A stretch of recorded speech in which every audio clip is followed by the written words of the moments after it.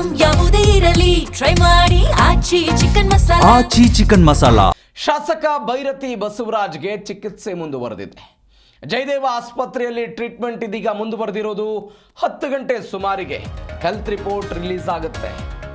ಶಾಸಕ ಬೈರತಿ ಬಸವರಾಜ್ಗೆ ಇದೀಗ ಚಿಕಿತ್ಸೆ ಮುಂದುವರೆದಿರೋದು. ಜಯದೇವ ಆಸ್ಪತ್ರೆಯಲ್ಲಿ ಮುಂದುವರೆದಿದೆ ಚಿಕಿತ್ಸೆ. ಬೆಳಗ್ಗೆ 10 ಗಂಟೆಗೆ ಅವರ ಹೆಲ್ತ್ ರಿಪೋರ್ಟ್ ರಿಲೀಸ್ ಆಗುತ್ತಂತೆ. ತನಿಖಾಧಿಕಾರಿ ಕೈ ಸೇರುತ್ತೆ ಬೈರತಿ ರಿಪೋರ್ಟ್ ಇದು. ಚಿಕಿತ್ಸೆ ಬೇಕಿಲ್ಲ ಅಂತ ಹೇಳಿದ್ರೆ ಜಡ್ಜ್ ಮುಂದೆ ಹಾಜರುಪಡಿಸ್ತಾರೆ. ಹಾಜರುಪಡಿಸಿ ಸಿಐಡಿ ಪರ ಕಸ್ಟಡಿಗೆ ಕೇಳುತ್ತೆ ಸಿಐಡಿ. ಅವರಿಗೆ ಟ್ರೀಟ್ಮೆಂಟ್ ಅನ್ನು ಕೊಡಲಾಗ್ತಾ ಇದೆ. ಬೆಂಗಳೂರಿನ ಜಯದೇವ ಆಸ್ಪತ್ರೆಯಲ್ಲಿ ಬಿಕ್ಲು ಶಿವ ಕೊಲೆ ಪ್ರಕರಣದಲ್ಲಿ ಬಂಧಿತರಾಗಿರುವ ಬೈರತಿ ಬಸವರಾಜ್ ಟ್ರೀಟ್ಮೆಂಟ್ ಅನ್ನು ಪಡೆದುಕೊಳ್ತಾ ಇದ್ದಾರೆ. ಇವತ್ತು ಬೆಳಗ್ಗೆ 10 ಗಂಟೆಗೆ ಅವರ ಹೆಲ್ತ್ ರಿಪೋರ್ಟ್, ಅವರ ಆರೋಗ್ಯ ಹೇಗಿದೆ, ಸ್ಥಿರವಾಗಿದೆಯಾ, ಏನಾದರೂ ಹೆಚ್ಚು ಕಡಿಮೆ ಆಗಿದೆಯಾ, ಏನು ಎತ್ತ ಟ್ರೀಟ್ಮೆಂಟ್ ಬೇಕಾ ಅವರಿಗೆ ಏನು ಅನ್ನೋದ್ರ ಬಗ್ಗೆ ರಿಪೋರ್ಟ್ ರಿಲೀಸ್ ಆಗುತ್ತೆ. ತನಿಖಾಧಿಕಾರಿಯ ಕೈ ಸೇರುತ್ತೆ ಬೈರತಿ ರಿಪೋರ್ಟ್ ಇದು. ಚಿಕಿತ್ಸೆ ಬೇಕಿಲ್ಲ ಅಂತ ಹೇಳಿದ್ರೆ ಅವರನ್ನು ಜಡ್ಜ್ ಮುಂದೆ ಹಾಜರುಪಡಿಸ್ತಾರೆ. ಅದಾದ ನಂತರ ತಮ್ಮ ಕಸ್ಟಡಿಗೆ ಸಿಐಡಿ ಕೇಳೋದಕ್ಕೆ ತಯಾರಿ ಮಾಡಿಕೊಂಡಿದೆ. ಅಡ್ಮಿಟ್ ಆಗಲೇಬೇಕು ಅಂತ ಹೇಳಿದರೆ ನ್ಯಾಯಾಧೀಶರ ಗಮನಕ್ಕೆ ತೆಗೆದುಕೊಂಡ್ಬರ್ತಾರೆ ಅದನ್ನು.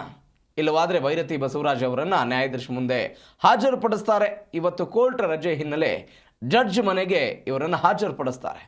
ಹಾಜರುಪಡಿಸಿ ಸಿಐಡಿ ಪರ ಕಸ್ಟಡಿಗೆ ಕೇಳುತ್ತೆ. ASP ಅವರು ಸಿಐಡಿ ಪರವಾಗಿ ಕಸ್ಟಡಿಗೆ ಕೇಳ್ತಾರೆ. ಶಾಸಕ ಬೈರತಿ ಬಸವರಾಜ್ಗೆ ವೈದ್ಯಕೀಯ ಪರೀಕ್ಷೆ. ಮಧ್ಯಾಹ್ನ ಜಡ್ಜ್ ಮನೆ ಮುಂದೆ ಬೈರತಿಯನ್ನ ಹಾಜರುಪಡಿಸಲಾಗುತ್ತೆ. ಬೈರತಿ ಬಸವರಾಜ್ಗೆ ನ್ಯಾಯಾಂಗ ಬಂಧನವೋ ಪೊಲೀಸ್ ಕಸ್ಟಡಿಯೋ ಅನ್ನೋದು ಇವತ್ತು ನಿರ್ಧಾರ ಆಗುತ್ತೆ. ಪೊಲೀಸ್ ಕಸ್ಟಡಿಯೋ ಅಥವಾ ನ್ಯಾಯಾಂಗ ಬಂಧನವೋ ಅನ್ನೋದು ಇವತ್ತು ನಿರ್ಧಾರ ಆಗುತ್ತೆ.